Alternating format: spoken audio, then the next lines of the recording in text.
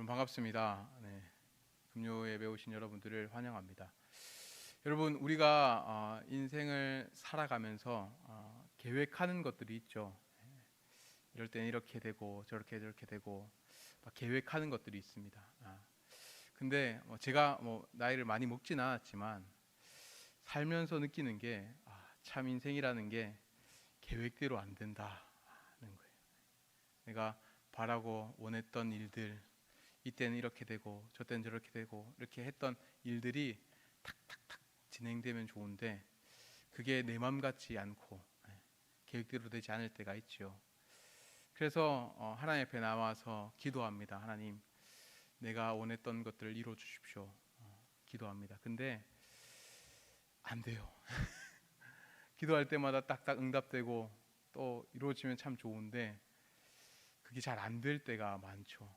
그래서 때로는 기도해도 안 들으시나 보다, 기도해도 그냥 안 되나 보다, 이렇게 하면서 낙담될 때가 많이 있는 것 같습니다.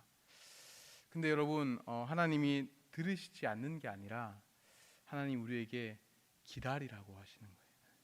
하나님이 이루실 때까지 기다리고 인내하고 기다려라 라고 말씀하시는 거죠. 그래서 오늘 함께 말씀을 나눌 건데요, 오늘 기다리고 있는 사람 두 사람을 소개할 겁니다. 첫 번째는 야이로고요, 두 번째는 혈류병 여인입니다. 우리 야이로를 한번 살펴볼까요? 우리 야이로는요 22절 23절에 보면 이렇게 나옵니다. 회당장 중에 하나인 야이로라 하는 이가 와서 예수를 보고 발 아래 엎드려 간곡히 구하여 이르되 내 어린 딸이 죽게 되었사오니 오셔서 그 위에 손을 얹으사 그로 구원을 받아 살게 하소서 하거늘. 야이로에 대해 설명하면서 뭐라고 하냐면 회당장이었다라고 이야기합니다. 여러분, 회당장은요 당시 그 구역에서 어느 정도 인정받는, 사회적으로 인정받는 사람들 중에 한 명입니다. 그리고 그 회당장이다, 그리고 사람들에게 인정받는 어떤 종교의 지도자 중에 한 명이다 라고 했을 때 아마 그 당시 분위기로 봐서 그 종교 지도자들은 예수님을 향해서 긍정적이게 생각하지 않았어요. 그리고 긍정적이게 생각하면 조금 따돌림을 당하는 그런 분위기에 있었습니다. 그리고 아마 이 회당장이라고 하면 어느 정도 나이가 있습니다. 그러니까 예수님보다 나이가 많았던 거죠. 그런데 나이도 많고 또 회당장으로서 예수님께 뭔가를 구한다는 것은 굉장히 어려운 일인데 이 회당장 야이로는요 예수님께 갑니다. 그리고 어떻게 하죠?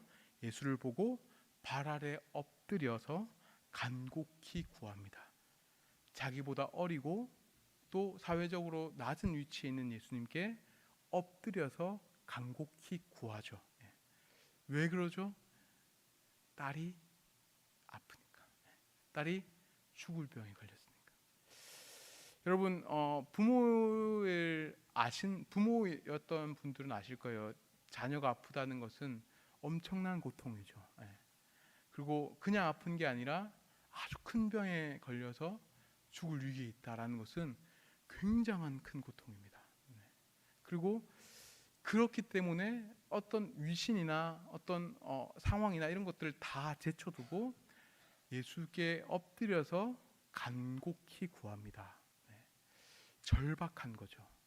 구해 주십시오, 낫게 해 주십시오 라고 구합니다. 여러분, 이런 상황 가운데 있으면요 하나님께서 좀 그래 구해줄게 하면서 바로 즉시 이렇게 낫게 해주시면 좋잖아요, 맞죠? 여러분 아시다시피 이 백부장이 자기 종을 고쳐달라고 왔을 때 예수님이 어떻게 하시죠? 그냥 말로만 고쳐주십니다. 가지 않고 그냥 말로만 고쳐주세요. 근데 그렇게 하지 않으세요. 그냥 가세요. 야이로 딸 앞에 갑니다. 그런데 그냥 가고 있는 상황이 아니라 무리들이 에워싸여 있어요. 그러면 당연히 늦게 갈 수밖에 없죠. 야이로의 심정은 어땠을까요? 빨리 가야 되는데 조급했을 겁니다. 예수님을 재촉했을 수도 있을 겁니다. 그런데 또 그렇게 가면 되는데 가다가 걸음을 멈춥니다. 혈병 여인 때문에요. 기다리는 거죠. 기다려야 하는 것입니다. 그리고 오늘 혈류병 여인을 한번 봅시다. 혈류병 여인은요 이렇게 나와 있습니다. 25절 26절에 12해를 혈류증으로 알아온 한 여자가 있어 많은 의사에게 많은 괴로움을 받았고 가진 것도 다 허비하였을 때 아무 효용이 없고 도리어 더 중하여졌던 자에. 이렇게 나와 있습니다. 여러분 혈류증을 앓은 여인은 짧은 시간 앓은 게 아니에요. 12해 동안 앓았다는 겁니다. 아주 오랜 기간 그 고통 가운데 있었던 거죠. 여러분 이 여인이 기도하지 않았을까요? 하나님께 이것을 고쳐달라고 기도했을 겁니다. 부르짖었겠죠. 근데 고쳐지지 않습니다. 사방팔방 여러 의사에게 찾아가서 도움을 구했지만 고쳐지지 않아요. 그래서 괴로움을 더합니다. 그리고 오히려 더 나빠지기 시작합니다. 하나님께서 응답하지 않는 것 같습니다. 여러분 우리의 인생의 삶을 살아가는 그 순간 두 가지의 어떤 문제들을 발견합니다. 첫 번째는 급박한 당장 이루어져야 되는 뭔가 급박한 문제가 발생됐을 때 하나님 지금 이루어주지 않으면 안 됩니다 라고 여길 때가 있습니다. 또 하나는 그렇게 심각한 문제는 아니겠지만 지속적으로 그 문제가 우리에게 괴롭힘이 돼서 해결되지 않을 때입니다. 그때도 기다려야 되는 거죠. 그때 예수님께서 말씀하십니다. 우리 36절입니다. 같이 한번 읽어볼까요? 시작. 예수께서 그 하는 말을 곁에서 들으시고 회당장에게 이르시되 두려워하지 말고 믿기만 하라 하시고. 두려워하지 말고 믿기만 하라고 이야기합니다. 여러분 이것은 그냥 두려워하지 말고 믿으라라는 이 말보다 조금 더 이 문맥상의 흐름에 따라서 의미를 가지자면 이런 거죠. 기다려라. 기다려라. 내가 일할 것이다. 기다려라. 두려워하지 말고 기다려라. 믿음으로 기다려라 라고 말씀하시는 거죠. 여러분 왜 예수님은 기다리라고 하시는 걸까요? 왜 예수님은 그렇게 급박한데 또 오랜 기간 이것이 진행되지 않았는데 왜 자꾸만 기다리라고 하시는 걸까요? 그것에 대해서 두 가지 정도 그 이유에 대해서 살펴볼 거고요. 또 그 이유를 왜 하나님이 그것을 원하시는지 그 목적의 이유를 또 한 가지 이야기하고 말씀 마치고자 합니다. 첫 번째, 왜 예수님이 우리에게 이것들을 기다리라고 말씀하시냐면요, 더 큰 믿음을 주시기 때문에, 더 큰 믿음을 주기 원하시기 때문입니다. 여러분 오늘 이 혈류병 여인은요 12해 동안 앓았습니다. 그러고 나서 예수님께 가는데 그냥 예수님 저 고쳐주십시오 라고 말하지 않고요, 어떻게 하냐면 우리 27절 28절에 보면 이렇게 나옵니다. 예수의 소문을 듣고 무리 가운데 끼어 뒤로 와서 그의 손을 대니 이는 내가 그의 손에만 손을 대어도 구원을 받으리라 생각함이러라. 여러분 예수님께 나아가서는 고쳐주십시오라고 말한 게 아니라 예수님의 옷가에 손을 대서 그 옷가에 손을 대는 것으로 고침받고자 하는 그런 마음으로 손을 댄 거예요. 근데 이것은 사실 그냥 믿음이 있어서 고쳐주겠지 이런 것들로 한 게 아니라 어떤 그 1세기 당시에 문화적인 그런 미신들이 있었어요. 뭔가 온전하고 위대한 사람의 옷, 그 옷을 만지면 자기도 해결된다. 자기 문제가 해결된다. 이러한 그 일시대적인 미신적인 어떤 흐름들이 있었습니다. 그래서 이 여인도 그런 생각을 가지고 예수님의 옷가에 손을 댄 거죠.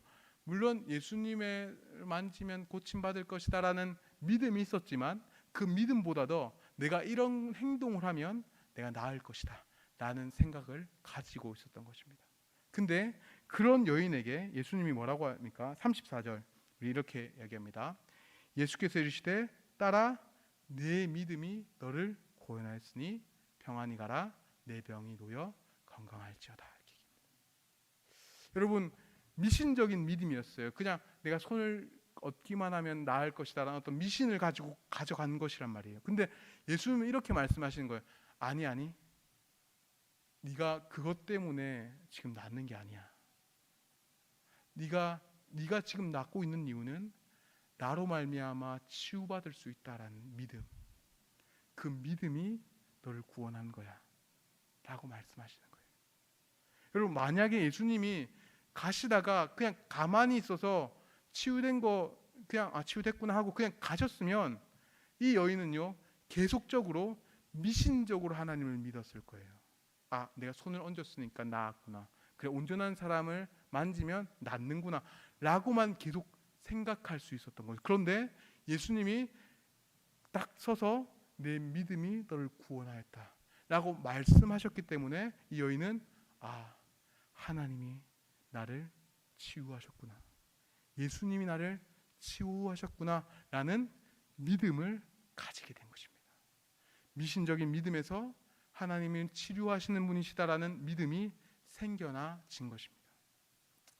야이로를 볼까요? 야이로를 갔습니다. 야이로가 예수님을 이끌고 갔습니다. 근데 안타깝게도 딸이 죽었다라는 소식을 듣습니다. 그리고 그 죽었으니까 선생님 괴롭게 하지 마십시오, 돌려보내십시오 라는 이야기를 듣습니다. 그러자 예수님이 뭐라고 말씀하십니까?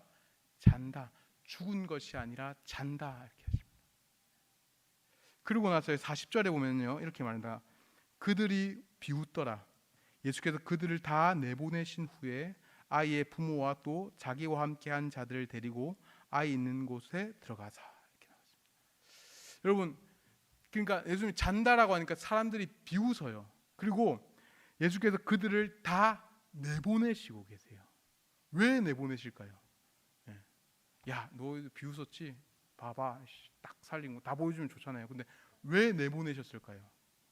그거는요, 믿는 자만이 부활을 볼 수 있다. 믿는 자만이 이 아이가 살아나는 것을 볼 수 있다라고 생각하실 거예요. 그래서 다 내보내신 것입니다. 그리고 거기 있는 그 부모들 그리고 제자들만 소녀가 살아나는 것을 본 것입니다. 근데 여기서 한 가지 더 의문이 있습니다. 여러분, 사실 예수님이요 죽은 자를 살리셨다라는 것은 어느 정도 예상할 수도 있어요. 왜냐하면 당시 예수님을 향해서 이렇게 생각했거든요. 와, 진짜 위대한 선지자가 나타났다. 정말 위대한 선지자가 우리에게 말씀을 가르치고 하는구나 라는 생각을 가졌기 때문입니다. 근데요, 위대한 선지자들은요 구약의 성경에 보면 사람을 살리기도 합니다. 여러분 아시다시피 엘리야가 아들을 살리죠. 살립니다. 그렇기 때문에 죽음도 살리는구나 라고 여겼을 거예요. 근데 예수님과 엘리야가 전혀 다른 점이 있어요. 그건 뭐냐면 엘리야는 3번 기도해요. 하나님 앞에 하나님 살려주십시오 3번 머리를 두고 기도합니다. 근데 예수님은 기도하지 않아요. 그 자리에서 소녀를 일으킵니다. 여러분, 이게 뭘 의미하는 걸까요? 여러분, 엘리야는요 하나님 앞에 의존해서 하나님이 일하시길 바라는 거예요. 근데 예수님이 기도하지 않고 일으키셨다는 말은 나는 내가 고칠 것이다. 난 누구에게 의존하는 것이 아니라 내가 하나님이다. 내가 하나님이기 때문에 나는 죽음도 이길 수 있다.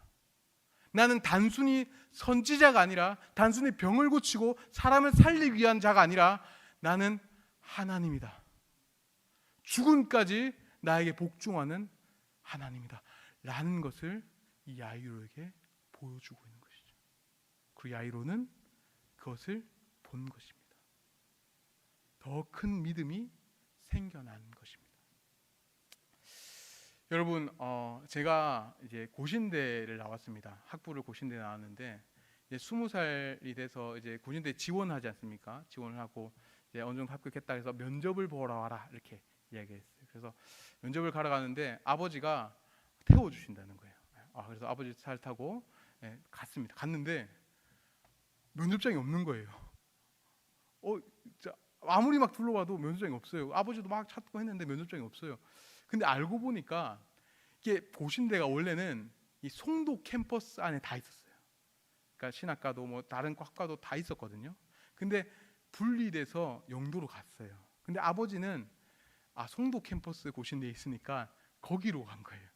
그러니까 의예과 애들만 보다가 왜 없지? 뭐 이렇게 된 거죠. 그래서 시간이 지체됐습니다.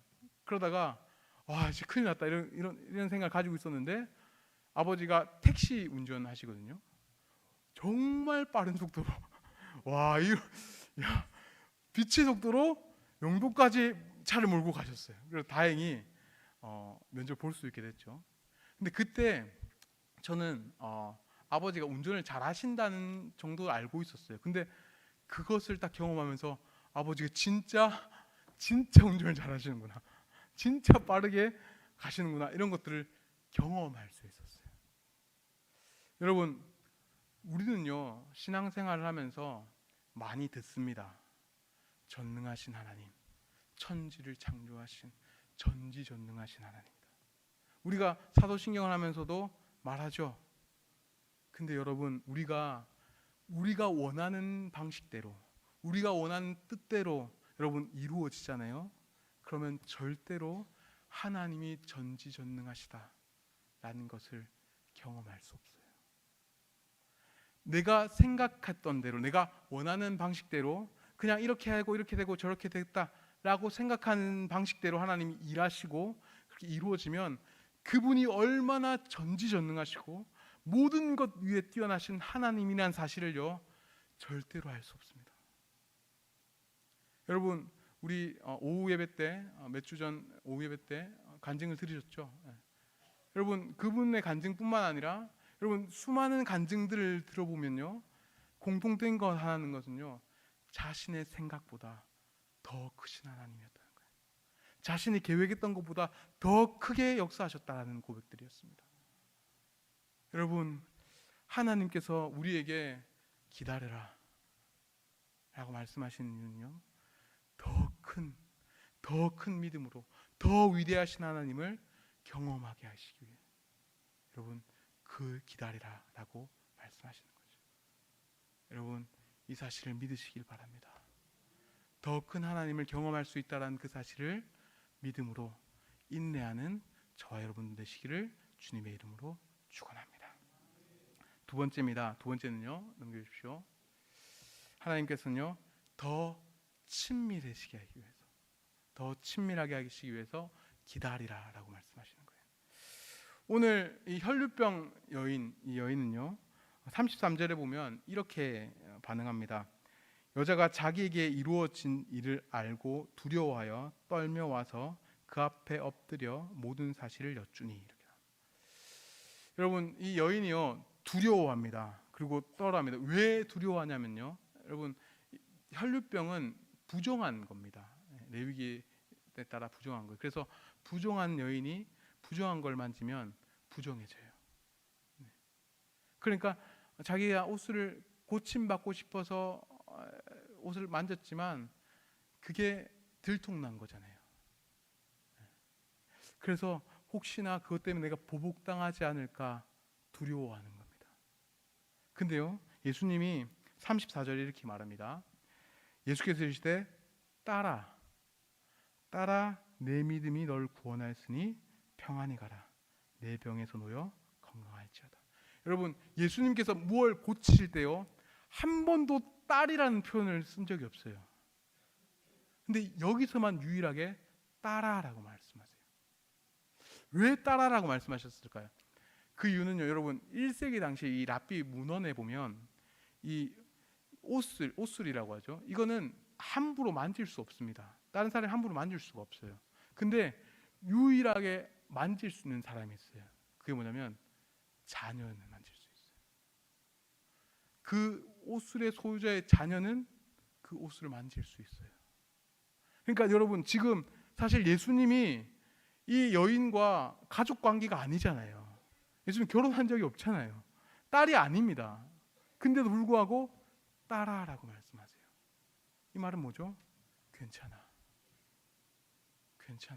넌 나의 자녀다 라고 말씀하시는 거죠. 여러분, 당시에 이 혈류병을 만지면요 사람들과 격리됩니다. 사람들과 함께 할 수 없어요. 그리고 뿐만 아니라 하나님과도 격리돼요. 완벽하게 하나님과 사람 앞에서 격리된 채 외로운 채 계속 살아야만 합니다. 그런데 그 여인에게 예수님은 말씀하시는 거죠. 딸아, 네가 그런 고통, 그런 아픔 한다 하지만 이것을 회복함으로 난 너를 사랑하고 있다. 난 너를 회복하기를 원한다. 내가 건강하게 놓이길 원한다 라고 말씀하시는 거죠. 여러분, 이 여인은 단순히 몸이 회복된 것으로 뛰어넘어서요, 내가 하나님 앞에 사랑받는구나, 내가 하나님 앞에 사랑받고 나는 하나님의 자녀로 여김받고 있는구나 라고 생각할 수 있게 되는 것입니다. 여러분, 이 혈루병 여인뿐만 아니라 오늘 소녀에 대해서도 이야기합니다. 우리 41절 볼까요? 41절에 보면 그 아이의 손을 잡고 이르되 달리다고 하시니 번역하면 곧 내가 내게 말하노니 소녀야 일어나라 하심이라. 여기서 달리다굼이라는 이 단어가 번역하면 소녀야 일어나라라는 말이 맞아요. 근데 조금 뉘앙스가 있어요. 그냥 소녀야 일어나라 이렇게 하면서 명령적으로 이렇게 한 게 아니라 이 아람어인데 이 단어는 굉장히 사랑이 담긴 단어예요. 그러니까 부모가 딸을 깨울 때, 잠에서 깨울 때 하는 단어가 바로 이 달리다굼입니다. 그러니까 이 소녀를 향해서 굉장히 사랑의 마음으로 사랑에 듬뿍 담아서 달리다굼 하는 거죠. 소녀야 일어나라 라고. 마치 아침에 늦장 부리고 있는 자녀를 깨우듯이 사랑으로 깨우고 있는 겁니다. 그리고 또 여기서 보면 손을 잡고 일으키잖아요. 여러분, 이것은 그냥 손을 잡고 일으켰나 보다 라고 생각할 수 있지만, 여러분, 우리가 애들이 이제 어릴 때 막 투정 부리고 하면 어떡하죠? 사랑으로 손을 잡고 일으킵니다. 그러니까 굉장히 이 소녀를 사랑하는 마음으로 이 일들을 행하시는 거죠. 여러분, 하나님은 단순히 그것들의 문제를 해결한 것으로 만족하지 않고 우리와 사랑의 관계, 그분과 우리가 사랑하는 관계로 이루어가기를 원하시는 것입니다. 그래서 기다리라 라고 하시는 것이죠. 여러분, 이렇게 생각하면 아마 이렇게 생각하실 수도 있을 것 같아요. 그냥 하나님, 내가 원할 때 딱딱딱 이루어지고 내가 딱 바랄 때 원하는 거 딱딱딱 주시면 내가 더 하나님을 사랑할 것 같은데, 하나님 내가 원하는 대로 안 하시니까 하나님 불평하고 불만하는 거잖아요. 이렇게 생각하실 수도 있습니다. 근데 여러분, 잘 생각해 보십시오. 여러분, 하나님께서는요, 여러분들에게 사랑을 원하세요. 사랑을 원하십니다. 근데 여러분, 내가 하나님이 다 이루어 주시면, 하나님 내가 원하는 다 이루어 주시면 사랑하겠습니다 라고 했을 때 진짜 그것이 사랑일까요? 여러분, 저에게는 조카가 있어요. 조카가 둘이 있는데 그 누나 집에 갈 때마다 선물을 사줍니다. 누나가 좀 압박하는 것도 있긴 하지만 사랑하니까 선물을 사주죠. 근데 저희 조카가 그랬다는 말은 아닌데, 조카가 만약에 제가 조카한테 안 사줄 거야 이렇게 했을 때 그 조카가 삼촌 싫어, 삼촌 미워 하면, 여러분, 저는 무슨 생각을 할까요? 이 조카는 나를 사랑하는 게 아니라 선물을 사랑하고 있구나 라고 생각하게 될 거예요. 그렇지 않습니까? 여러분, 만약에 여러분들이요 계속적으로 하나님 이것을 이루어 주십시오, 그리고 이것을 이루어 주지 않을 때 불평과 불만으로 하게 되잖아요. 그것은 하나님을 사랑하는 것이 아니라 하나님이 이루어 주시는 것을 더 사랑하는 거예요. 여러분, 하나님은 사랑의 관계를 원하십니다. 하나님이 우리를 사랑하시고 조건 없이 사랑하시기에 우리도 조건 없이 하나님을 사랑하기를 바라고 계신 것이죠. 여러분, 그래서 그분은 때로 우리에게 기다리라 라고 말씀하시는 거예요. 우리에게 정말로 하나님을 사랑하고 있는지, 아니면 하나님 주신 것들을 사랑하고 있는지 이것을 구별하기 위해 우리에게 기다리라라고 하시는 것이죠. 여러분, 우리 안에 하나님을 사랑하는 마음이 있었으면 좋겠습니다. 비록 나의 기도가 늦춰지고 언제 응답될지 모르고 그런 상황이 올지라도 하나님, 내가 당신을 사랑합니다. 그분을 인내하고 기다리겠습니다 라고 고백하는 저와 여러분 되시기를 주님의 이름으로 축원합니다. 여러분, 이렇게 좀 이야기하면요, 여러분 또 이런 생각이 들 수 있을 것 같아요. 여러분, 진짜 문제가 급박하고 힘들잖아요. 그럼 이게 안 보여요. 내가 믿음이 더 커지는 것, 그리고 내가 하나님을 더 사랑하는 것, 그것보다 내 지금 이 순간이 더 시급해 보여요. 그렇지 않습니까? 여러분, 당장 내일 밥 먹을 돈이 없고 당장 일할 자리가 없으면요, 하나님을 향한 믿음이 더 커지는 것보다 내 앞에 있는 문제가 더 해결되길 바랍니다. 내 앞에 있는 하나님을 더 사랑하는 것보다 내 앞에 있는 문제가 더 해결되기를 바라죠. 근데 여러분들에게 왜 하나님이 그토록 그 일들보다 하나님을 더 사랑하게 하고 더 믿음이 더 커지기를 원하시는가? 넘겨주십시오. 네, 제목 바뀌었는데 안 바뀌었네요. 네, 여러분, 우리가 생각해야 될 문제는요, 여러분, 무엇이 더 심각하냐는 거예요. 더 내가 지금 당면한 이 문제가 영적인 문제와 육적인 문제가 있는데 이 둘 중에 진짜로 더 심각한 문제가 뭐냐는 것입니다. 여러분, 이것을 주관적으로 판단하지 말고 객관적으로 한번 보십시오. 우리가 진짜로 우리에게 놓여진 문제가 영적인 문제가 더 시급한 문제인지 더 심각한 문제인지 아니면 육적인 문제가 더 심각한 문제인지 여러분 판단해 보아야 합니다. 여러분, 하나님께서 천지를 창조하셨습니다. 모든 것들을 그분의 말씀으로 창조하셨어요. 근데요, 이 모든 것은 말씀 한마디로 다 이루어졌습니다. 그분이 말씀하시자 모든 것이 다 변화되고 다 생겨났습니다. 근데요, 여러분, 하나님이 인간에게 말씀하셨습니다.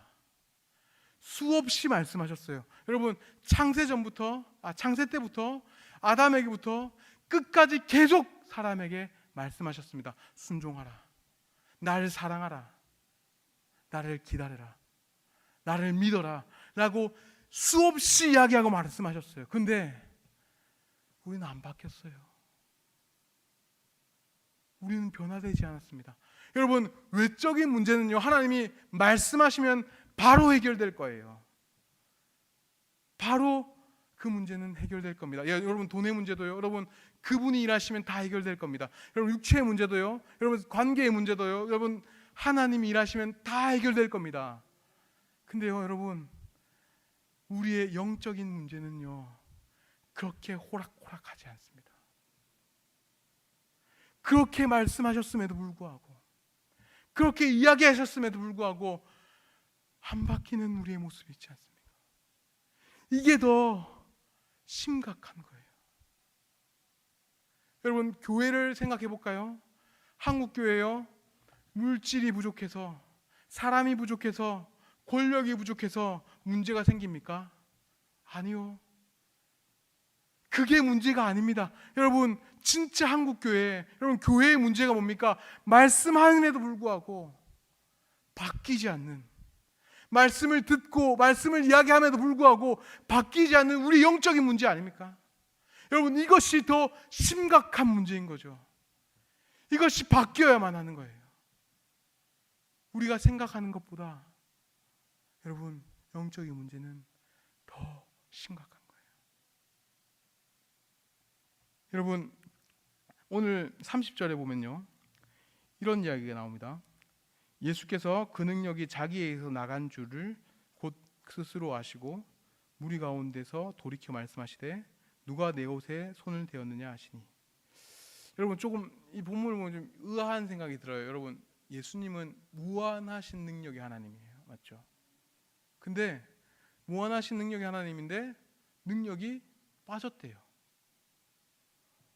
여러분 좀 이상한 말이죠. 무한하신데 능력이 빠졌다. 무한한 거는 능력이 빠질 수가 없어요. 계속 무한하죠, 맞죠? 근데 능력이 나갔대요. 약해졌다는 거예요. 왜 예수님께서 왜 마가복음은 이렇게 이야기하는 걸까요? 여러분 예수님은요 무한한 능력으로 사람을 고칠 수도 있습니다. 그런 하나님이세요. 자신이 희생하지 않더라도 고칠 수 있다는 말이에요. 그런데 이 말은 뭐냐면 내가 희생해서 고치겠다는 겁니다. 내가 능력이 빠져나감으로 고치겠다라는 말입니다. 여러분 이 혈루병 걸린 이 여인은요 고침받습니다. 근데 그냥 고침받는 게 아니에요. 예수님이 대신 질병에 걸리십니다. 예수님이 대신 낮아지십니다. 능력이 사라지십니다.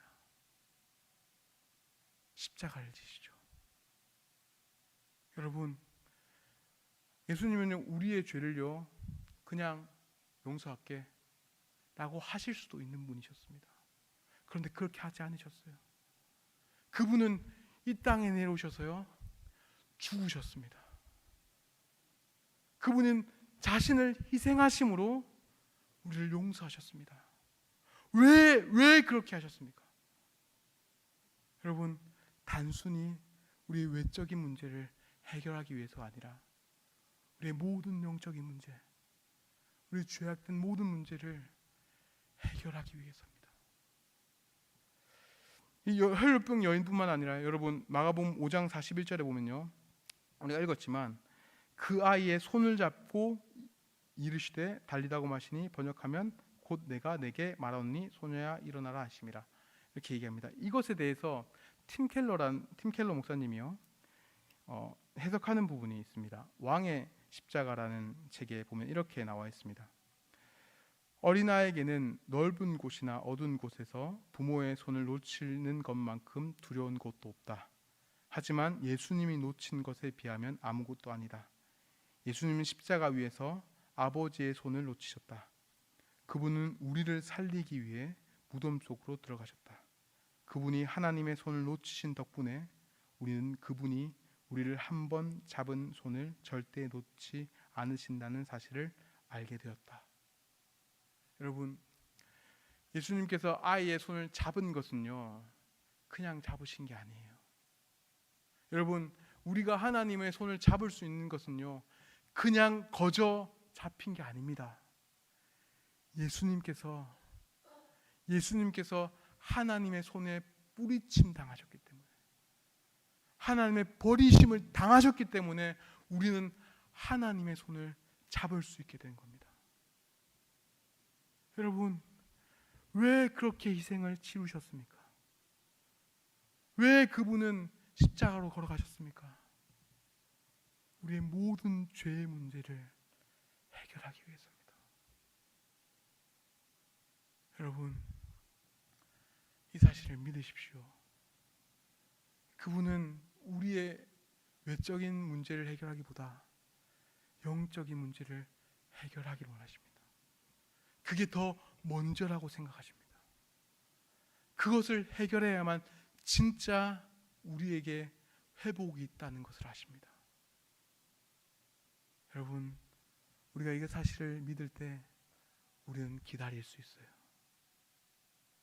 우리의 문제와 우리의 이 재촉하는 이 마음 가운데 하나님을 신뢰함으로 기다릴 수 있게 되는 것입니다. 사랑하는 여러분 십자가를 바라봤으면 좋겠습니다.